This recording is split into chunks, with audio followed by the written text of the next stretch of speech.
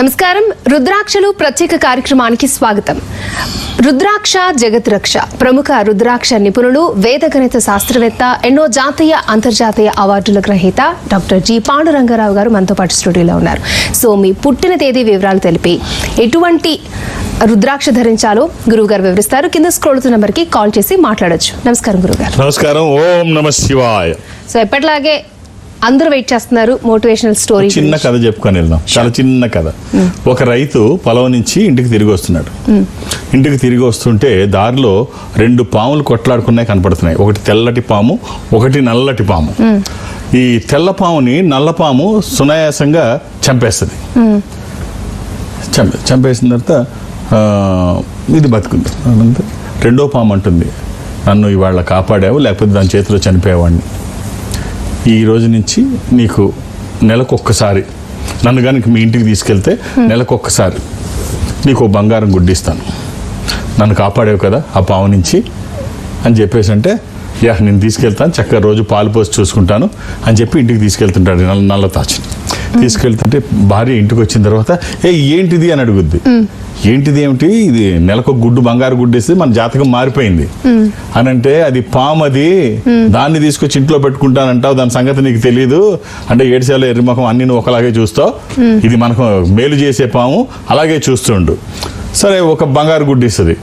ఓ బంగారు గుడ్డు ఇవ్వగానే ఆహా మనకి మంచి లైఫ్ వచ్చింది అని చెప్పేసి హ్యాపీగా ఉంటాడు. 4 రోజులు పోయిన తర్వాత ఆ ఇంట్లో మేకని కాటేస్తుంది. మేక చచ్చిపోద్ది. ఇంట్లో పెంచుకుంటున్న మేక చచ్చిపోద్ది. భార్య అడుగుద్ది, చూసావా అని. ఏం పర్వాలేదులే, బంగారం చాలా విలువైంది మేక కంటే అని చెప్తాడు. 4 రోజులు పోయిన తర్వాత కొడుకుని కాటేస్తుంది. కొడుకు చనిపోతాడు.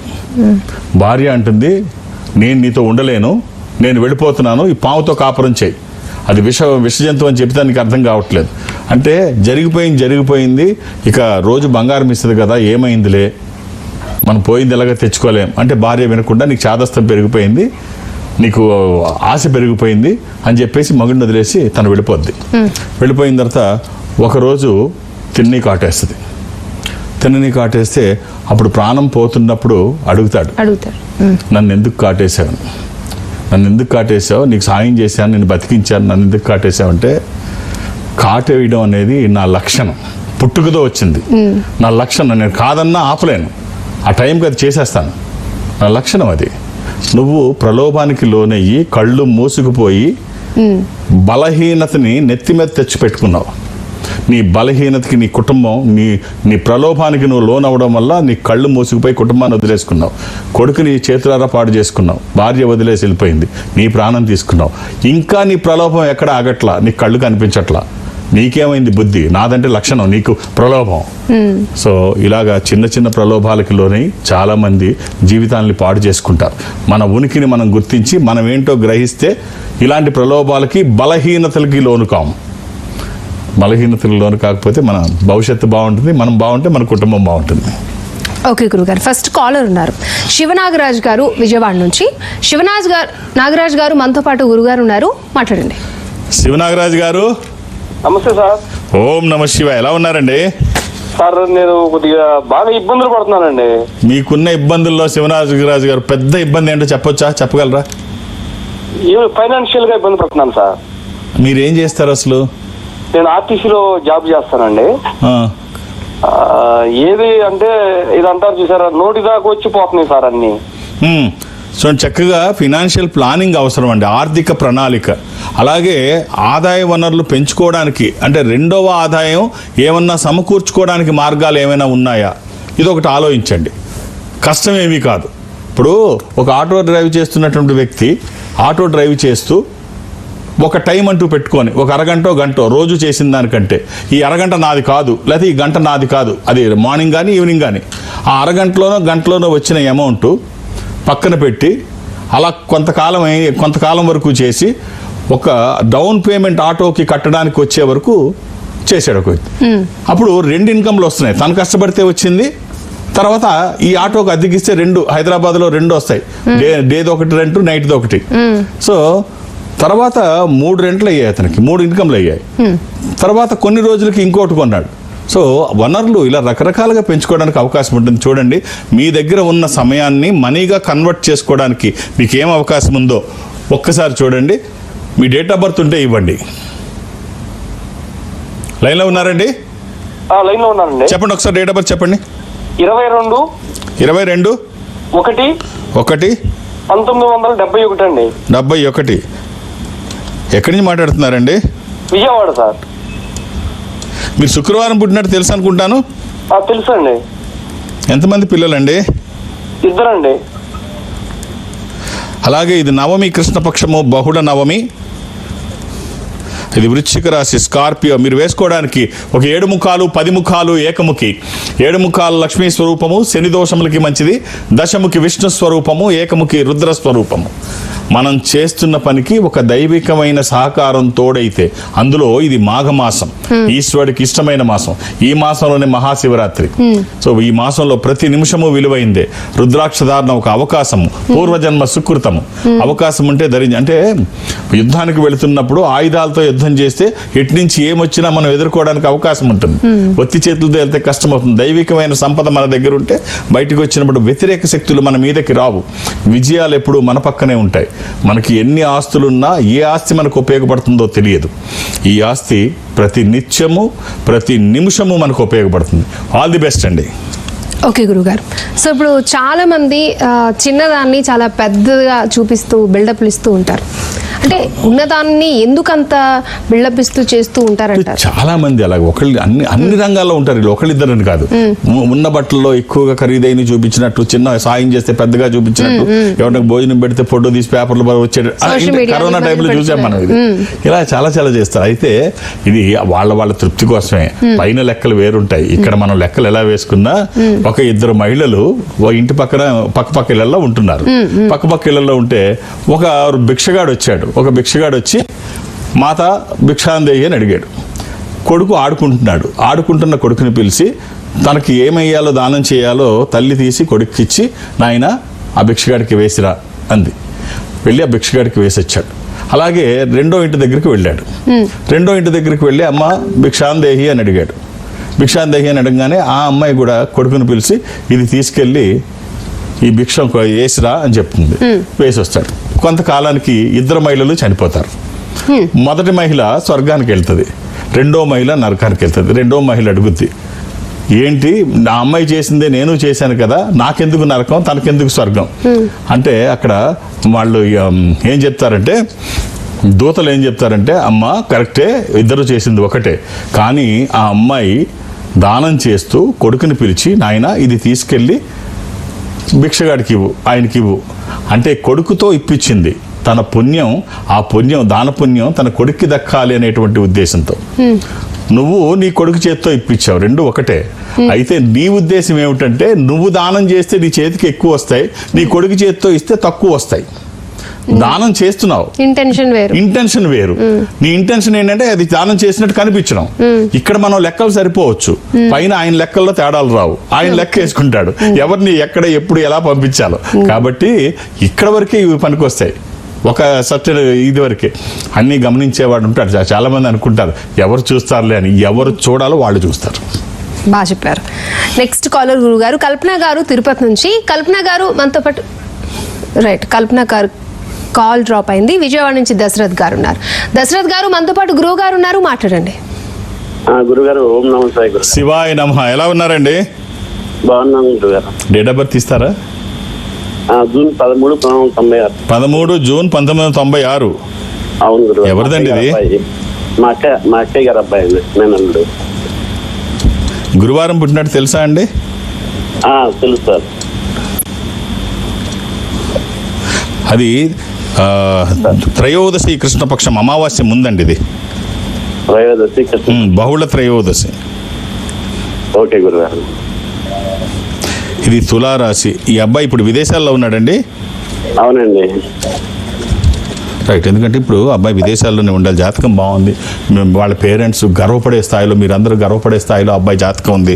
అబ్బాయికి ఒక్క రుద్రాక్ష చెప్తాను, అవకాశం ఉంటే వేసి చూడండి. త్రయోదశముఖి రుద్రాక్ష, ఇంద్ర రుద్రాక్ష, రోలింగ్ రుద్రాక్ష, కమాండింగ్ రుద్రాక్ష. అనుకున్నది సాధించడానికి, సంకల్పం సిద్ధించడానికి, కోర్కెల సాఫల్యం కోసం జాతకపరంగా అవసరమైంది కూడా త్రయోదశి, ఇది కుదరకపోతే ద్వాదశి, అంటే 12 ముఖాలు, సూర్యస్వరూపం. ఈ రెండిట్లో ఏది కుదిరితే అది ఈ వేసి చూడండి, శరీరానికి తాకే విధంగా. అది వచ్చిన తర్వాత మార్పు ఏమిటో మీరు చూస్తారు. చాలా పాజిటివ్గా ఉంది. ఇప్పుడు కూడా ఒక పాజిటివ్ టర్న్ తీసుకుంటుంది. 24/7 ఎప్పుడు వేసుకోవచ్చు, ఎలాంటి నియమాలు లేవు. ఓకే గురుగారు, నెక్స్ట్ కాలర్ శ్రీనివాస్ గారు కొత్తగూడెం నుంచి. శ్రీనివాస్ గారు మనతో పాటు గురువు గారు ఉన్నారు, మాట్లాడండి. హలో శ్రీనివాస్ గారు, ఓం నమ శివాయ్. ఓం నమ శివాయ సార్. మా పాప గురించి తెలుసుకుందాం అనుకుంటున్నాం సార్. డేట్ ఆఫ్ బర్త్ ఇస్తారా? ఆగస్టు 3 అండి, 2004 అండి. 3 ఆగస్టు 2004. 2004 అండి. సార్ మంగళవారం పుట్టినట్టు తెలుసా అండి? అవునండి, తెలుసండి. ఎంతమంది పిల్లలండి మీకు? ఒక అబ్బాయి, ఒక అమ్మాయి అండి. ఇది విధియ కృష్ణపక్షము, బహుళ విధియ. ఇది మీన రాశి. ఎవరిదండి ఇది? మా పాప అండి, స్నేహిత అండి పేరు. ఈ అమ్మాయి కూడా బాగుంది సార్, విదేశాలకు వెళ్ళే అవకాశం ఈ అమ్మాయి కూడా ఉంది, చాలా బాగుంది. ఆల్రెడీ అక్కడే ఉందండి. అదే చాలా బాగుంది, ఈ అమ్మాయికి కూడా అలాగే ఉంది అంటున్నా. అదే nice nice nice, very nice అండి. చాలా మీరు అంటే గర్వపడే స్థాయిలో జాతకం ఉంది. సరే, ఈ అమ్మాయికి ఒక చతుర్దశముఖి, త్రయోదశముఖి. చతుర్దశి రుద్రనేత్ర స్వరూపము, స్వామివారి 3వ నేత్రము. శత్రుభయాలు లేకుండా, గ్రహపరమైన దోషాలు లేకుండా, అపమృత్యు బాధలు లేకుండా, దీనికి అధిపతి శని. అమ్మాయి జాతకానికి సంబంధించింది. అది కుదరకపోతే త్రయోదశి, ఇంద్ర రుద్రాక్ష, రోలింగ్ రుద్రాక్ష, కమాండింగ్ రుద్రాక్ష. ఈ రెండిట్లో ఏదైనా ఒక్కటి 24/7 ఎప్పుడూ వేయచ్చు. నేను ఖచ్చితంగా చెప్పగలను, ఈ రుద్రాక్ష వచ్చిన తర్వాత ఒక రక్షణ కవచమే. వాళ్ళు ఉన్న స్థితి నుంచి ఉన్నతంగా ఎదగడానికి ఇది దోహదపడుతుంది. మీ ఆశీర్వచనము, వాళ్ళ ప్రయత్నము, ఈశ్వరానుగ్రహము. నా వంతు బాధ్యతగా జాతకాన్ని వేదగణితంతో అధ్యయనం చేయడం వల్ల జాతకంలో దోషాలుంటే నివారించబడతాయి. ఈ రుద్రాక్ష ఒక మంచి ఫలితాన్ని అందజేస్తుంది. All the best. ఓకే గురువు గారు, అలాగే పర్యటన వివరాలు, మీరు ఎక్కడ అందుబాటులో ఉంటారో ఒకసారి. నేను ఒక ఆధ్యాత్మిక సంస్థలో ఉన్నాను. ఈ సంస్థ ప్రపంచవ్యాప్తంగా ఉంటుంది. నాకు ఎక్కడికి వెళ్ళడానికి అవకాశం ఉండకపోయినా ప్రతి గురువారము ఈ సంస్థ కార్యాలయం ఏదో ఒక బ్రాంచ్కి వెళ్ళడం సాంప్రదాయంగా చాలా కాలంగా కొనసాగుతోంది. ఈ మధ్య ఈ కొత్త బ్రాంచెస్ అక్కడక్కడ ఓపెన్ చేస్తున్నాం.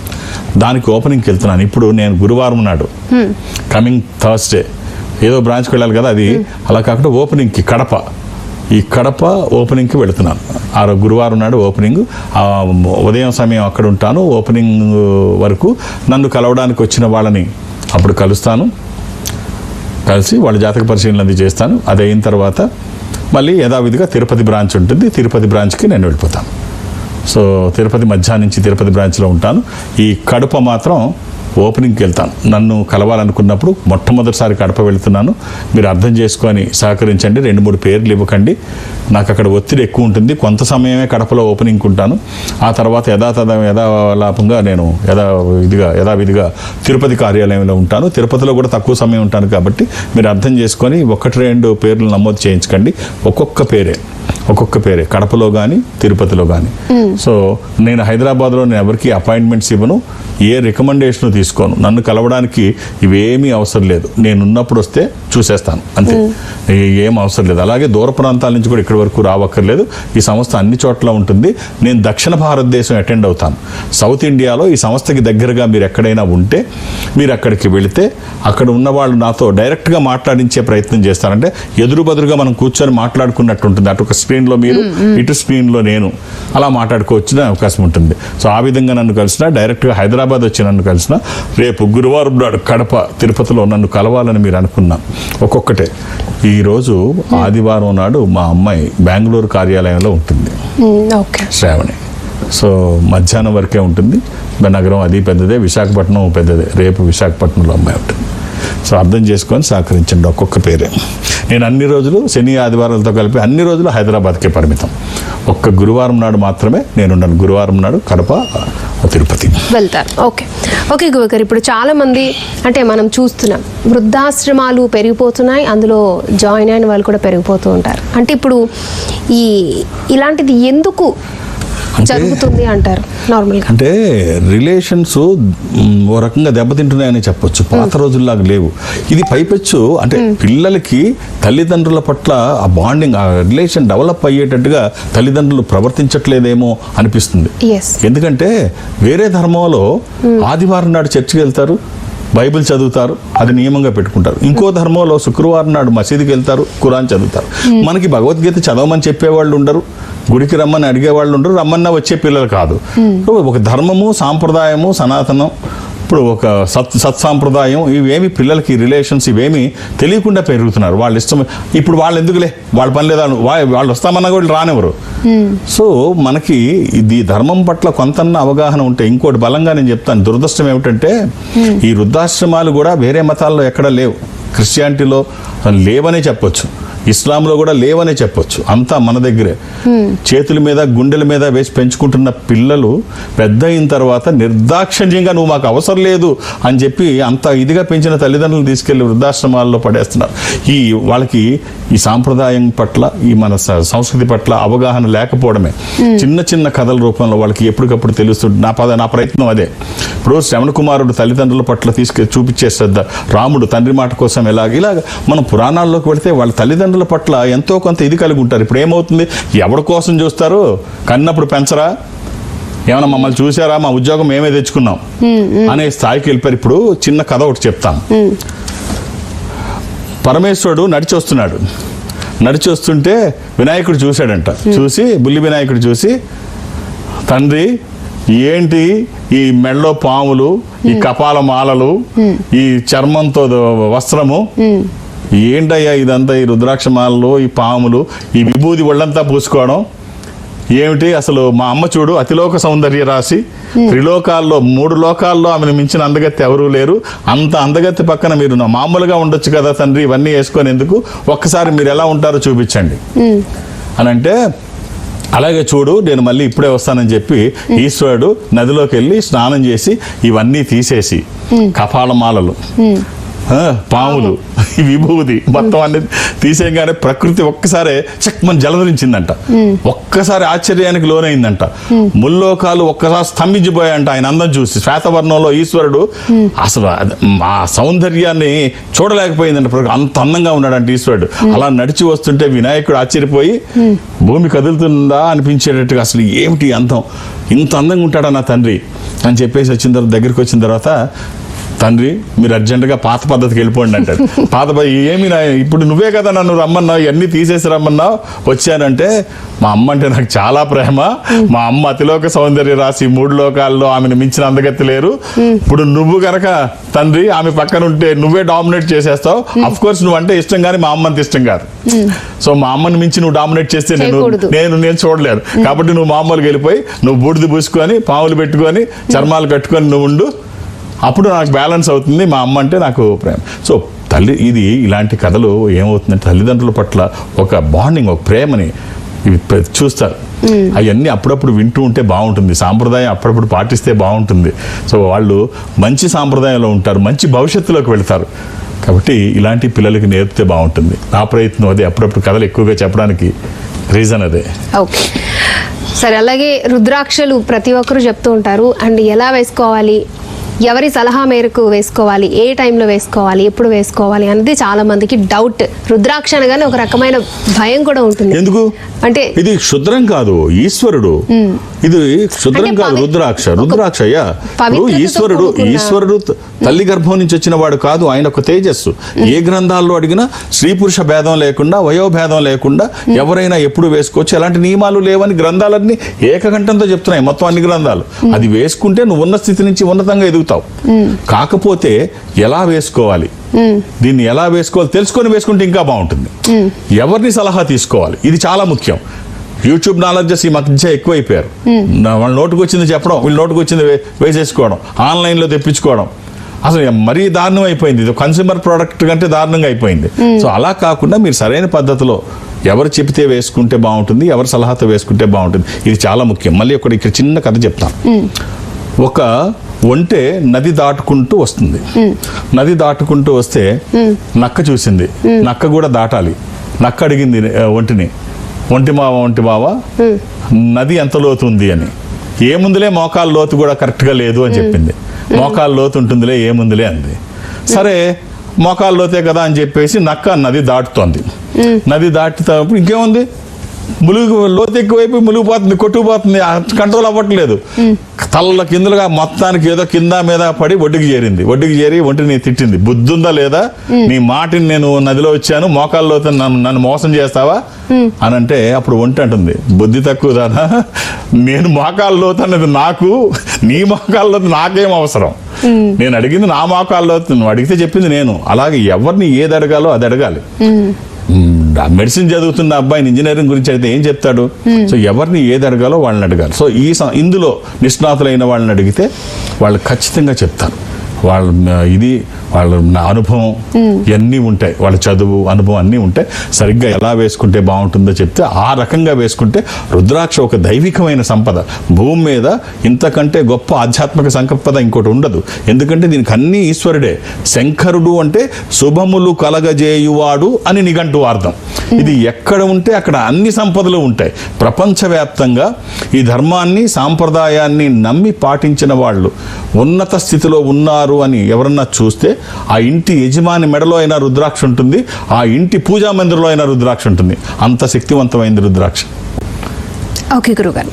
నెక్స్ట్ కాలర్ రాధిక గారు తిరుపతి నుంచి. రాధిక గారు మనతో పాటు గురువు గారు ఉన్నారు, మాట్లాడండి. నమస్తే గురుగారు. ఓం నమ శివాయ. అమ్మ డేట్ ఆఫ్ బర్త్ 1991 అక్టోబర్ 8 గురుగారు. 1991 అక్టోబర్ 8 అమ్మా. అవును గురుగారు నాకు ఎప్పుడు హెల్త్ బాగుండట్లేదు గురుగారు. ఎప్పుడు చూసినా ఏదో ఒక హెల్త్ ప్రాబ్లం వస్తుంది. మంగళవారం పుట్టినాడు తెలుసా అమ్మా? అవును గురుగారు. ఏమిటి, ఎలాంటి ఇబ్బందులు ఉన్నాయి నీకు? అంటే అది అమావాస్య కూడా, మంగళవారము అమావాస్య, ఇది కన్యా రాశి, హస్త నక్షత్రము. తెలుసా ఇవన్నీ?